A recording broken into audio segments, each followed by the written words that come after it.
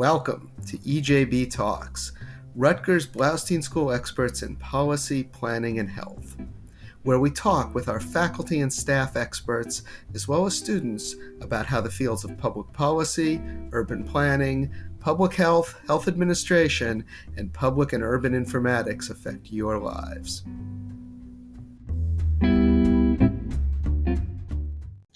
Welcome to EJB Talks. I'm Stuart Shapiro, the interim dean of the Blaustein School, and the purpose of this podcast is to highlight the work being done by my colleagues and our alumni in the fields of policy, planning, and health.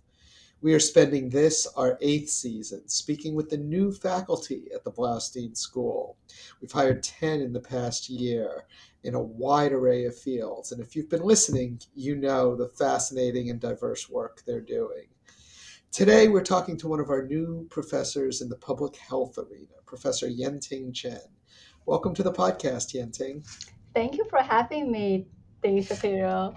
So we always start with an origin type question. Why did you choose public health, and why sort of the area that you're researching in health disparities generally? Yeah, of course. I think that will be a long story. So just let me know when I should stop. But yeah, I think there are multiple moments. I think there's no a single those aha moment. I know this is my career for my life. But they are one or two moments that I would never forget for my entire life. So, the first one. I think it's a very special year for this year. It's the 20th anniversary of the SARS outbreak back in Taiwan. So back in 2003, during when the SARS outbreak began, I actually lost my aunt because of the outbreak. She was the head of the nurse at the epicenter hospital. She got the virus during the work, and then she passed away within 2 weeks. Um, yeah, that was devastating for the whole family. And that time I was just a rising senior at high school. And also my mom, she was a nurse. She volunteered to be deployed to that exactly the same hospital. Oh, wow. We didn't know she didn't consult with us. She just made her decision and then volunteered saying, I'm going into the hospital to help take care of the patients. Yeah, so I those memories I will never forget how I feel that time, that Sure. I had never had a chance to say goodbye to my aunt, and then I even don't have the chance to talk to my mom hey mom, how are you doing? It's just a chaos there time. I remember my dad back the government saying that, hey, can you please provide the basic protective equipment to the frontline health workers? My mom was just wearing raincoat, to take Aha. care of those patients. And then we don't know what will be happen next. So I think that moment, I think it definitely impact me, when I decide, what I will choose. How about the disparities piece? What got you interested in that? Yeah, of course. So I think that focus maybe really started from my doctoral study at Emory. So when I was a doctoral student working on my mentor's project, the project is examining how the neighborhood characteristics influence substance use and HIV outcome among African American residents living in inner city in Atlanta, Georgia. So as an international student, I had no idea how come the neighborhood can be has such profound influence on the individual's health. So I decided that I asked a friend to accompany with me, and then we drove to the study area, and then I will again never forget what I saw, the people, the building, the streets, everything there. And then I saw the sign on the wall, tell me everything. It's just a feeling that wow, like how fundamentally this everything you are living with can it's really have impact on your everyday life. Um, So let me follow up on that because you mentioned neighborhoods, and I know your work. You take this place-based approach. yeah. Can you sort of explain what that means in the public health context to our listeners? Yeah, of course. So I think place is just a very big concept of where do you spend time. It can be the place where you live, like your home, or where do you work, or where do you go to socialize, right? So it's about like the social, physical, the built environment, like thinking about even the healthcare environment or the infrastructure, services, recreation, um, grocery store, like in the environment, like what kind of stuff that you can access in that environment, right? So, and typically in the literature, like we see a lot of literature talking about, for example, like the zip code can decide, like have better impact than your DNA to impacting your health, right? So I think that is one way we can define the place based on the administrative boundaries of place, zip code or county. But recently, there's a growing emphasis on the actual activity space. Right? Like it's about we know that play is not a static idea, but also it is like actually like you commute or like you spend different area like time in different areas. So all of that collectively multiply like the impact on your health. Yeah. So So that's yeah, I mean, all of this research, and I'm more familiar with the economic research than the health research, but this, where you grew up and who your neighbors were, having an effect on your education level, your eventual job prospects. Clearly, that's true in the health arena as well. right. Now, we are, one of our most famous programs is our urban planning program.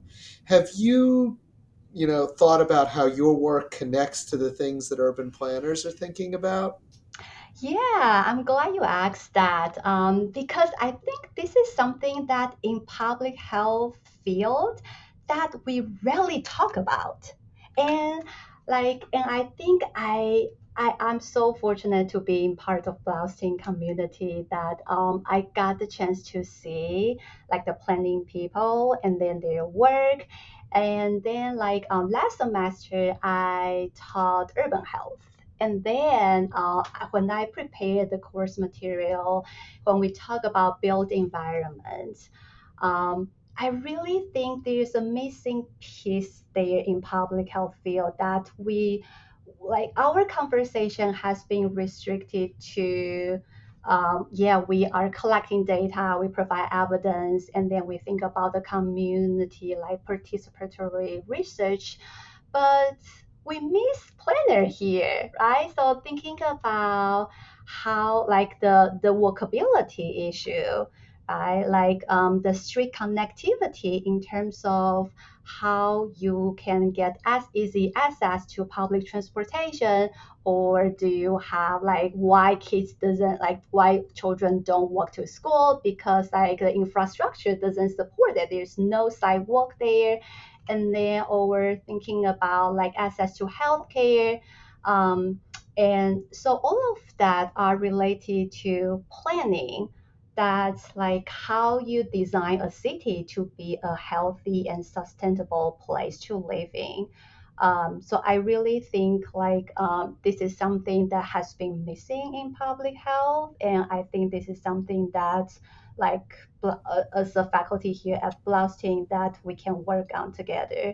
Yeah. Well, it's great to hear you say that because my former colleague, my former boss, Mike Greenberg, always talked about the deep connections between urban planning and public health. And indeed, if you look at the origins of public health, it's things like trash pickup and clean drinking water, right? Which are Yeah, very much urban planning issues. And right, so, at the origins of both fields come from a common origin, right. really. And so, sort of thinking about that in the modern context is great. I do want to get to some of your specific research, Sure. though, because you added in sort of a racial component to this as well, and I want to talk about, if you could talk about some of your work about these racial differences that manifest themselves in health differences, but come really from in part place-based differences. Yeah, sure. I think there's a lot like different perspectives in thinking about health disparity across different racial ethnicity groups.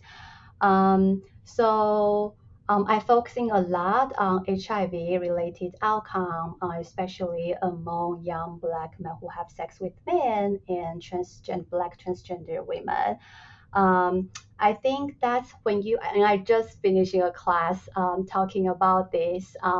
So when you think about HIV infection, like you see that there's a disproportionately new cases happen among Black and African American population. Um, but when you really see the number in in terms of the intersectionality between race, gender, sexual orientation, that you see that, for example, um, 1 in 11 um, white gay men will be diagnosed with HIV in their lifetime, and that number become 1 to 8 among Latino gay men. And then when you're thinking moving that number to young Black gay men, the number become 1 to 2. So it's like one like for 1 in 2 young Black men who have sex with men will be diagnosed with HIV in any time during their lifetime. It's like astonishing that's like how big it is in the gaps, right? Um, and also when you're thinking about all the racial segregation and housing segregation issue in the United States, right? So we know that it's not randomly distributed. Where do you live? And then when in the class we talk about, for example, the life expectancy, right? So it's a it's surprising that when you take that example in New Jersey, that you will see that within 20 minutes drive, um, that you can the life expectancy in a neighborhood can come down from 89 years old to 68 years old. So it's like more than 20 years differences within 20 minutes drive. And then when you see about who are there, and those are the people like living in the place that only have 68 years as a life expectancy. Those are the most marginalized vulnerable population, predominantly Black individual, low income. Like the average, like the high school graduation rate will be as low as maybe like 45% high school graduation rate. Right. um, so it's how it's done, like for us to realize that like how race like as a fundamental, unfortunately it's a social determinant of health as a social concept. Right. So you've been teaching here for a year now. How has this resonated with your students? Yeah, I've taught urban health, and I'm teaching health disparity and epidemiology this semester. So I think one thing that students like maybe appreciate will be like this like racial segregation, housing segregation. These are the topics that are not familiar with them. They know this like from their heart. They know that. But it's when you present the actual evidence and numbers, you pull the data in front of them, then they realize that, oh my God, this is like a problem that we are living every day without seeing that actually until we know how to see that. And then once you see that, you will never forget that. Just like the numbers that I mentioned, like about life expectancy, or thinking about the maternal mortality rate among Black, like college graduate mother, like among, so for example, if you are a Black and then like Black women, and then you have college or graduate level above educational attainment, your maternal mortality rate due to a pregnancy related outcome would be almost double than their white counter, like white women, they have less than high school diploma degree. Gotcha, gotcha. So yeah, so I I would think yeah, Yeah, super I would important. imagine that this really, I mean, this is sort of hot topics for our students, and it's really great that you're connecting with them on this. What next? What are your big research plans for the next year or two? Yeah, good question. So there are plenty of that. I think like I have been focusing on a lot, as you mentioned, how place, how neighborhood impact an individual's health, and also thinking about how social networks impact collectively to your health, right? So, for example, um, where you go, that impact on who you know, and who you know impact on where you go, and then all of that environments like really impact like how you decide like where like your health and your health behaviors. um, so I really want to bring this idea into the structural racism research, whereas I feel that we started to we started to generate a lot of evidence um, on what like the racism measure between black versus white.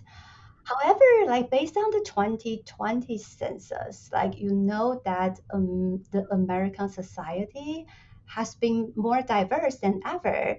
That you see, like we have a growing population in like Hispanic, Latino population. We have growing Asian population. We have a fast growing multi-race population. So I think like it. This is the time when we really recognize that as a society that the racism issue is really impacting anyone, any people like of color. Um, and this is something that I want to pursue in the future. That I really found there's a little literature. They are focusing on a more diverse term of like people of color and how the environment, how the resource distribution impact this diverse population as a whole, and how we can generate the evidence on that. So I think this is something that has been lacking in the literature, and this is something that I want to pursue in the future.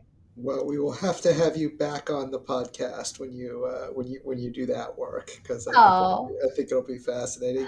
Thanks so yeah, much for coming on today. sure. Thank you. Thank you for having me. And a big thank you as well to our production team, as always, Amy Cobb and Karen Olson.